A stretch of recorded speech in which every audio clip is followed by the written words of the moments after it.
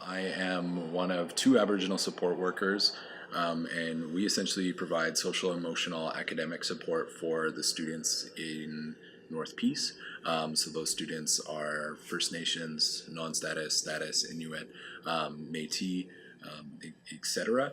And we are providing, I guess, a wide range of support. We work as liaison between teachers, students, communities, parents, families.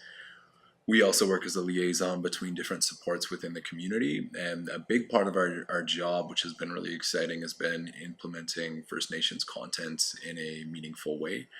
So implementing knowledge, helping connect with knowledge keepers, connect them with the students, and also find ways to give students recognition and credit for the knowledge that they already possess themselves, and really encourage them in becoming both knowledge keepers and leaders within their communities. Our age group's pretty wide at the high school. We go from roughly about 15 to 19. So the aim of the program, I guess, on the surface is to support success in our Indigenous students.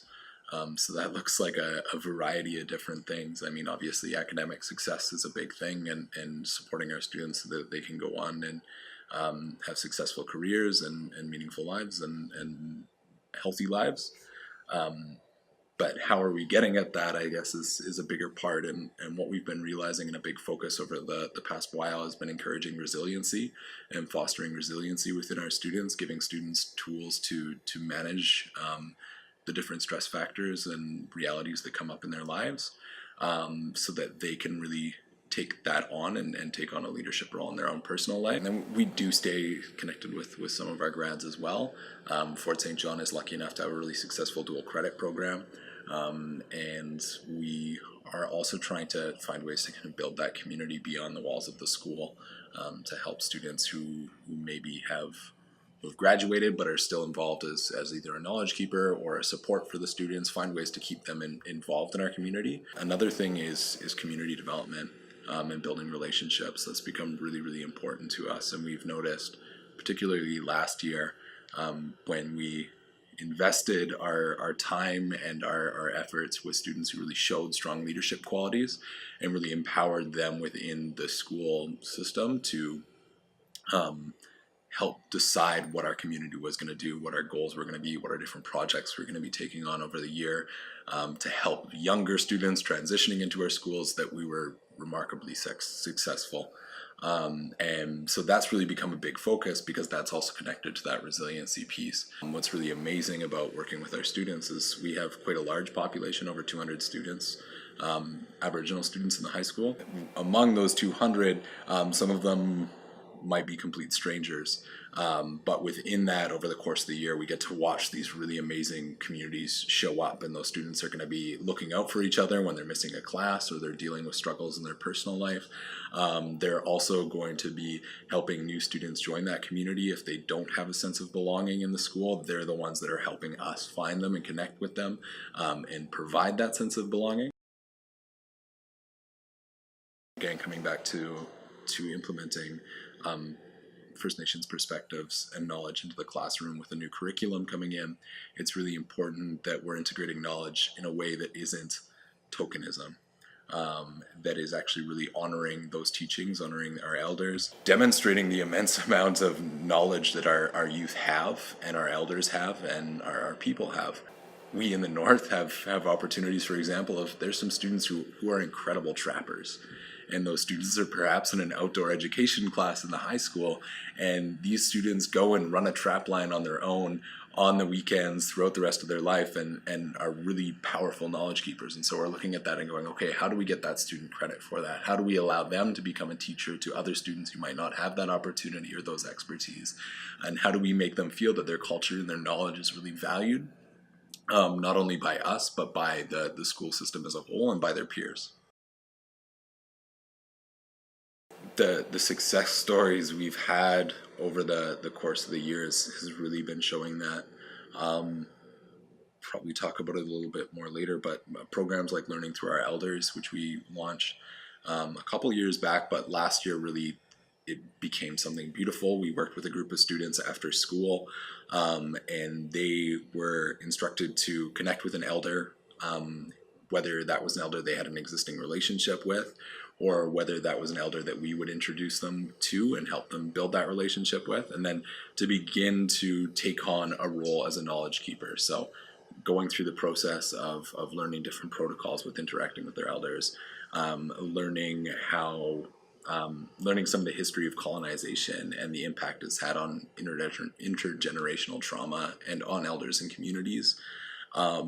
They are then kind of take on a role as really going out and deciding what that project looks like for themselves. So students who are dancers, we had a lot of students who were really interested in traditional medicines.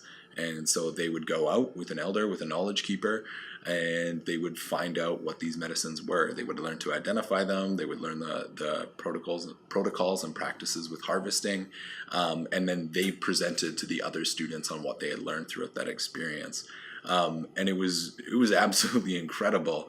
It was amazing to sit down with these students and have conversations about what they were gaining about. There's also nothing really more inspiring than seeing kids willing to spend 2 hours after they've already gone through a full school day to be involved in this project that they're really passionate about, and then to hear them present on the final day and talk about how much it had changed their experience with education and the relationship with their elders and their relationship to culture, because a lot of our students who grow up in town who took a course like that, they may not have had that strong connection to their culture. So this was a way that we were able to do that while also supporting them and getting credits, so connecting with their academic success. It's just finding different ways to get into the classroom, and also to bring the classroom out to students' actual lives. So we partnered with the Reserve Blueberry and their program. Well, they connected with a group called Norwegian, and they made a music video project. And so I was able to go to English teachers and social studies teachers within our school and say, look, these kids are going to write a song. It's going to talk about their history. It's going to talk about their culture. They're going to create a music video, a storyline about it. These kids deserve credit for the time and effort they're putting into it. How do we make this count towards the class that they're in? And teachers were really excited to do that.